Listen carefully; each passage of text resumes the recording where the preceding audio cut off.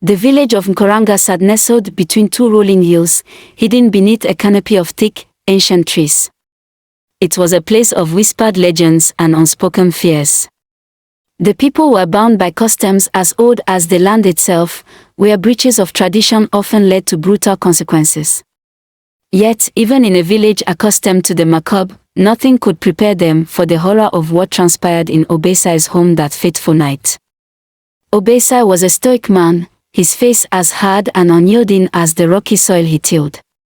A widower of 5 years, he raised his only daughter, Adanne, in a house that felt more like a prison.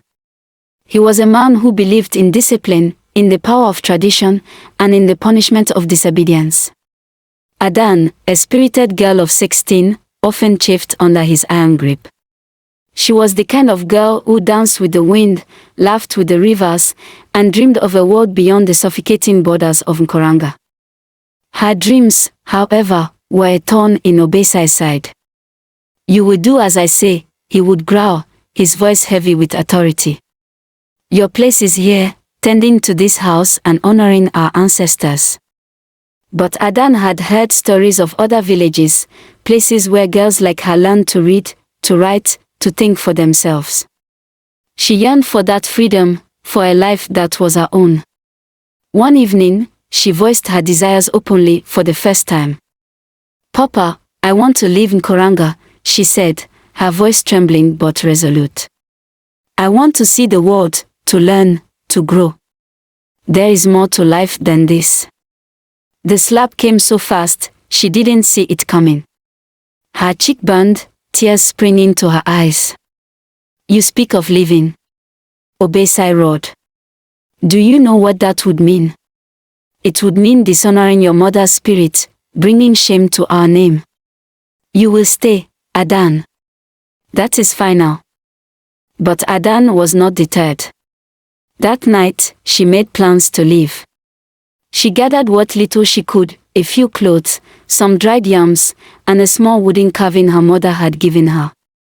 As the moon hung high in the sky, she slipped out of the house and into the forest, her heart pounding with a mixture of fear and exhilaration. She didn't make it far.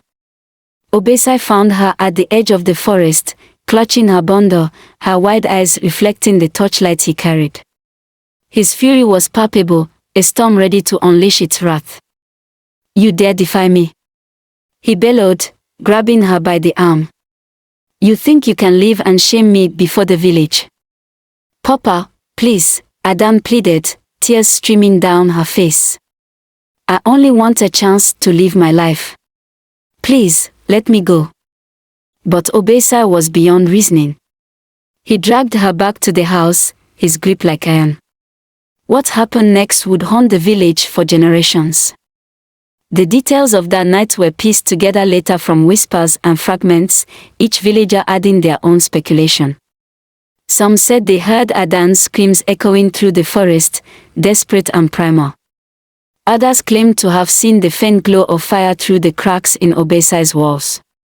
The truth was far worse. In a fit of rage, Obasi decided to teach his daughter a lesson, one so severe she would never again think of disobedience.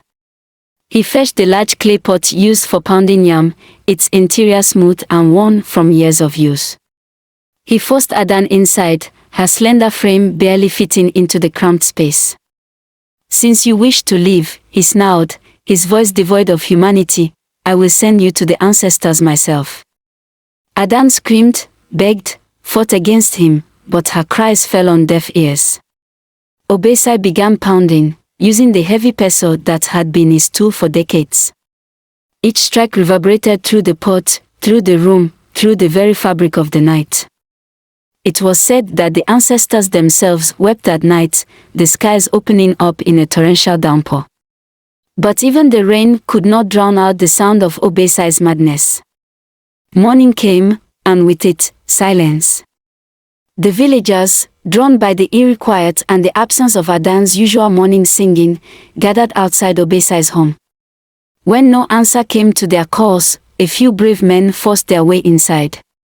What they found would scar them forever. The pot lay in the center of the room, cracked and stained. Obasi sat beside it, his hands trembling, his eyes hollow. There was no sign of Adanne. "She's with the ancestors," he muttered, rocking back and forth. "She's safe now." The villagers recoiled in horror as realization dawned. The chief, an elderly man with a face like carved wood, stepped forward, his voice trembling with fury. "Obasi," he said, "what have you done?" But Obasi offered no explanation, no defense. He simply sat there, a broken man amidst the remnants of his madness. The punishment was swift. The village elders convened an emergency council, their decision unanimous. Obasi was to be banished from Koranga, stripped of his name and his place among the living. "You are no longer one of us," the chief declared as Obasi was dragged to the edge of the village. "You have committed an atrocity that defies the laws of man and spirit. May the forest consume you, as you have consumed your own flesh and blood." Obasi did not resist. He simply walked into the forest, his shoulders hunched, his soul crushed beneath the weight of his crime. Years passed, and the story of Obasi and Adanne became legend. The villagers avoided the forest where Obasi had been sent, fearing his restless spirit. But some claimed to have seen him, a gaunt figure wandering among the trees, muttering to himself and clutching a small clay pot. As for Adanne, her spirit was said to linger in the village, her laughter carried on the wind, her presence felt in the rustle of the leaves. She became a symbol of defiance, a reminder of the cost of dreams and the dangers of unchecked power.